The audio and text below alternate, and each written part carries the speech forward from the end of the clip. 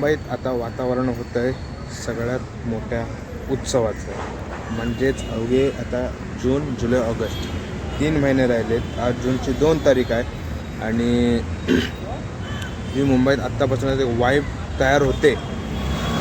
तर सगळ्यात मोठा उत्सव म्हणजेच गणेश उत्सव आणि त्याची तयारी तुम्ही माझ्या मागे पाहू शकता. आता मी परळ वर्कशॉपला आणि गरुडला गावानं आलो गणेश संकुलमध्ये, तर तिथं बंद आहे. तिथं पण तयारी चालू झालेली आहे, मंडपाने टाकलेले आहेत आणि आता थोड्या दिवसातच पाठ्यपूजन ट्रॉली आणि आणतील आणि ह्याच्यात ठेवतील आणि त्याच्यानंतर मुंबईत जसा पावसाची सुरुवात आहे तशी गणपती आगमनाची सुरुवात होईल. गणेश उत्सवाची सगळ्यात मोठा उत्सव हा मुंबईत साजरा होतो आणि हळूहळू आता भरपूर ठिकाणी मूर्त्या बांधायला सुरुवात झाल्या. छोटे छोटे कारखाने आहेत, ते लागायला सुरुवात झालेली आहे. मी जाणार आहे साईकडं. माझा मित्र साईराम काळे, त्यानं आता स्वतःचं पण स्टुडिओ टाकलं नाही, तर तिथं पण जाणार आहे. आणि आता मी पहिलं बोललो परळ वर्कशॉपपासून सुरुवात करूया. आता परळ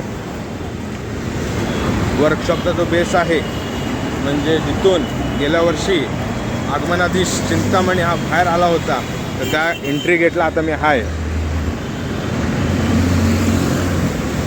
आणि तिथं आतमध्ये सोडत नाहीत, पण इथं ओपन गेट आहे, तर आतमध्ये जाऊन बघू शकता तुम्ही. आत्ताची सगळी काय तयारी चालू झालेली आहे. प्रॉपर अशी गेल्या वर्षीसारखी गाडी आणि एवढा लवकर जर मीच पहिल्यांदा आलो असेल, एवढं लवकर बांधतात तेव्हा काय दिसत नाही. 1 मिनटं थांबा जरा. हां, की प्रत्येकाचे गाळे आहेत. आता इथं कोण कोण मूर्तिकार आहेत, किती गाळ्या काय काय आहे ते सगळं काय कळेल. पण एक मुंबईची वाईब हवा आता बदलते हळूहळू. जसं पाऊस जवळ येतो आहे तसं गणेश उत्सवाची वाईब आहे, तर ती एकंदर सगळीकडे आता होते. आणि परळ वर्कशॉप तर आतमध्ये आता सगळं बांधकाम चालू आहे पुरेपूर सगळीकडून. आतमध्ये खूप मोठा स्पेस आहे. जेव्हा मी कॉलेजला येतो तेव्हा मी आणि साई दररोज म्हणजे यायचो आतमध्ये, बघायचो काय कसं चालू आहे सगळं काय. आणि एक वेगळंच आता आतमध्ये सगळं बांधकाम चालू आहे म्हणून जास्त आतमध्ये जाणार नाही मी, तर एक बाहेरून तुम्हाला नमुना दाखवतो. आणि गणेश संकुलच्या इथं पण बाहेरून गेट लावला होता म्हणून मग आतमध्ये नाही जाता आलं काय. आणि इथं आतमध्ये पूर्णपणे एक राऊंड मारून तर येऊया काय होतं बघू. हे पूर्ण असे गाळे आहेत.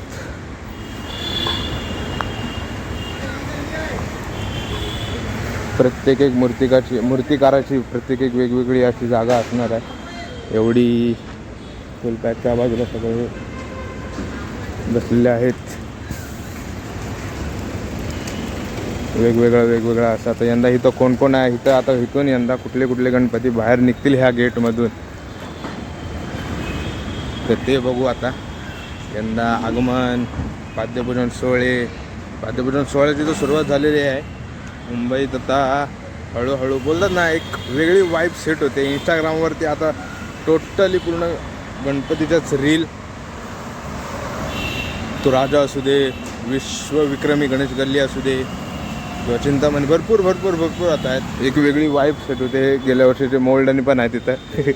आता हळूहळू सगळे काय तयार व्हायला सुरुवात होतील. मग मूर्तिकार त्यांचे जागेवरती येतील. मग तेव्हा पण आपण परत एकदा येऊया. आणि जेवढं मला साईकडे जायचं, साईकडे जाऊन पण शूट करायचं की यंदा त्यानं स्वतःची जागा घेतलं नाही. त्याच्यामध्ये ते वेगवेगळे आता यंदा खरी मजा आहे त्याच्याकडे बघण्यासारखी. यंदा काय वेगवेगळ्या मूर्ती बनवत होतो. तो POP करत नाही काम, तो शाडू मातीमध्ये करतो. पण बोललो भरपूर दिवस व्लॉग नव्हते आणि अपडेट म्हणून आता मुंबईची सगळ्यात मोठा उत्सव येतो जवळ, तर एक छोटा की का ना व्लॉग, पण तो आपण पोचवूया लोकांपर्यंत. ह्या बाजून पण दिसतंय सगळं जे बांधतायत ते. जी मजा येते ना असे बांबू बांधतात तेव्हापासून जी एक वाईब आता सेट होते ना, म्हणजे उत्साहाचं वातावरण आणि बनतंय.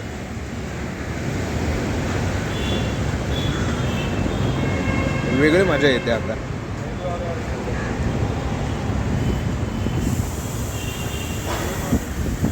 अजून तरी ना शाळा कॉलेज चालू नाही झालेली आहेत. तर नाही तर पूर्ण MD कॉलेज असो नाही तर शाळा, ते सगळेजण इथं गर्दी दिसतात. मला तशी गर्दी अजून जाणवत नाही, कारण की अजून शाळा कॉलेज चालू नाही झाले. जसं जसा पाऊस पडायला सुरुवात होईल तशी आणि आतमध्ये जशा मूर्त्या म्हणजे होतील, जागोजागी कारखाने चालू होतील, म्हणजे मूर्ती बनवायला चालू होतील, तेव्हा मग गर्दी येईल. मग तेव्हा पण आपण परत एकदा येऊया. आणि हा छोटा ब्लॉग होता फक्त एक. मला पण भारी वाटतं आहे, कारण की मुंबईपासून लहानपणापासून बघतो आहे, कॉलेजमध्ये MD कॉलेजला असल्यापासून. मग ते भारी वाटतं मला पण बघताना की, आणि एवढा लवकर तर मी पण कधी आलो नव्हतो की मंडप आणि हे म्हणजे पूर्ण आहे हा साचा हा तयार करताना कधी मी आलो नव्हतो बघायला. आणि कारण की कॉलेजाने चालू झालं की डायरेक्ट पावसातूनच आणि त्याच्यानंतर मग आतमध्ये मूर्त्या आणि बसलेलं. पण यंदा हे पण बघायला भेटलं आहे आणि ते एक बरं वाटतं आहे. एक वेगळी वाईब आहे, ते आत्तापासूनच क्रिएट झाल्यासारखं असं वाटतं आहे. इंस्टाग्राम तर फुल पॅक आहे.